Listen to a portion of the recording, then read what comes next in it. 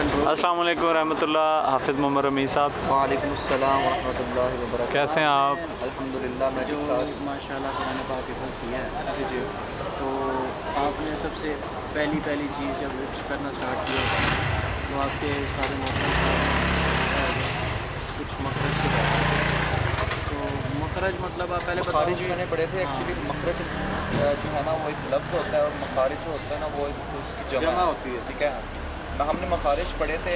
میں جب حفظ کرنے لگا تھا تو اس سے پہلے جب میں جس قاری صاحب کے پاس ناظرہ پڑھتا تھا نا انہوں نے ہی میرے مخارج ٹھیک کر دیے تھے.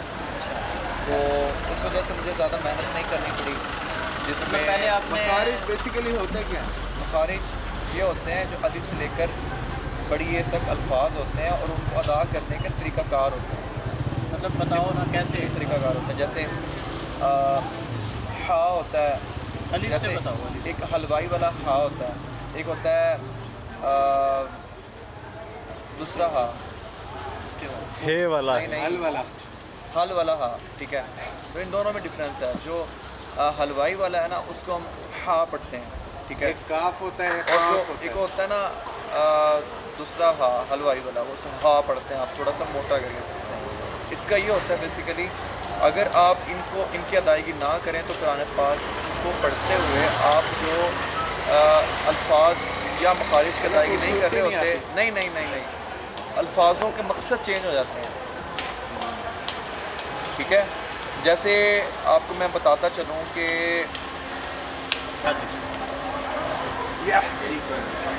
ایک اور لفظ تھا اس کا مطلب میں نے دیکھا تھا کہ ایک کا مطلب تھا مقعد. اس کا مطلب تھا کتا. اور مقد کا مطلب ہوتا ہے کہ دل. مطلب دو ڈفرینس ہوتا ہے.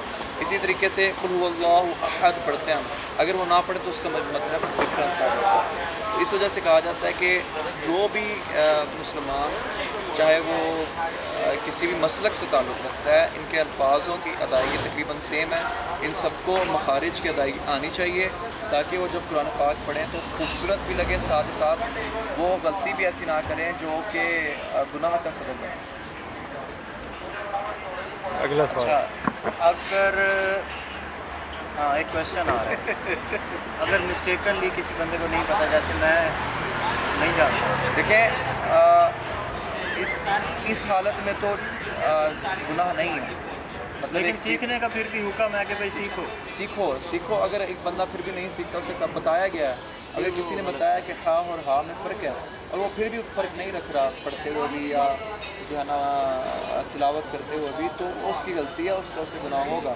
اگر ایک آپ کو بتا دیا گیا ہے کہ مسجد میں اگر نمازی کے آگے سے گزرو گے تو اس کا بہت بڑا گناہ ہے جس کی کوئی ابھی تک اس کی لمٹ نہیں پتہ لگ سکی تو وہ گناہ. اور آپ پھر بھی اس کو کری جا رہے ہو کہ یار مجھے تو پتہ ہی نہیں ہے اس چیز کا تو پھر آپ کو گناہ ہونا ہے. مسجد کی بات ہوئی تو پھر یہ بات بھی تھوڑی ڈسکس کر ہی لیتے ہیں کیونکہ نالج میں اضافہ ہی کرنا ہے. مطلب ہم اگر کوئی نماز پڑھ رہا ہے اس کے آگے سے گزر جائیں تو اس میں کوئی مسئلہ ہے یا نہیں؟ جی ہاں بالکل مسئلہ. حضرت صلی اللہ علیہ وسلم نے فرمایا تھا کہ اگر ایک آدمی کو پتہ لگ جائے کہ نمازی کے آگے سے گزرنے کا کتنا بڑا نقصان ہے تو وہ ساری زندگی کھڑا رہے گا. زمین کے اندر دھس جانا بہتر سمجھے گا. ہاں وہ نمازی کے آگے سے گزرنا. اچھا.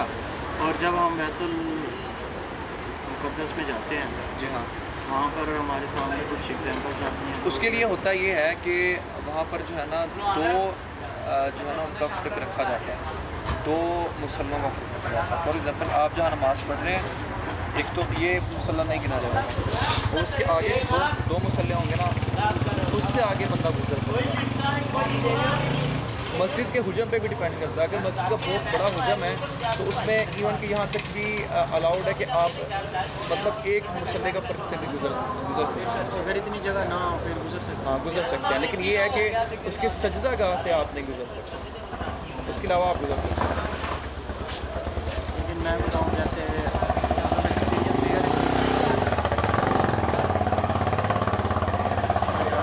یہ کیا تھا لوڈر رکھا تھا. ایک ریئل ایکسپیرینس بتاتا ہوں.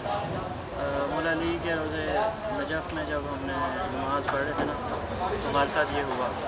وہاں پر لوگ گزر جاتے ہیں آگے سے तो वो मुझे थोड़ा सा अजीब सा लगा, लेकिन ठीक है चलो हर कोई अपनी नमाज़ पढ़ रहा है, किसी को क्या।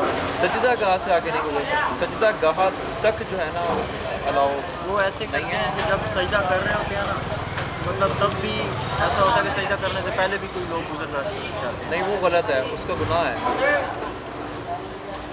शायद रश इतनी बहुत देर से रश है, लेकिन आपको ऐसी जगह ढूंढनी चाहिए जहाँ पर लोगों का रुझान आना जाना कम हो, आप वहाँ जाकर नमाज पढ़ें। इबादत के लिए कम जैसे हज़रत इमाम हुसैन का रोज़ा है ना, उनके सहन में ना इतनी जगह है कि मतलब बहुत ज़्यादा अवाम आ सकती है, पास अमाउंट नहीं पता, मतलब बहुत ज़्यादा लोग आ सकते हैं, लेकिन वहाँ पर भी उधर जगह नहीं मिली हमें।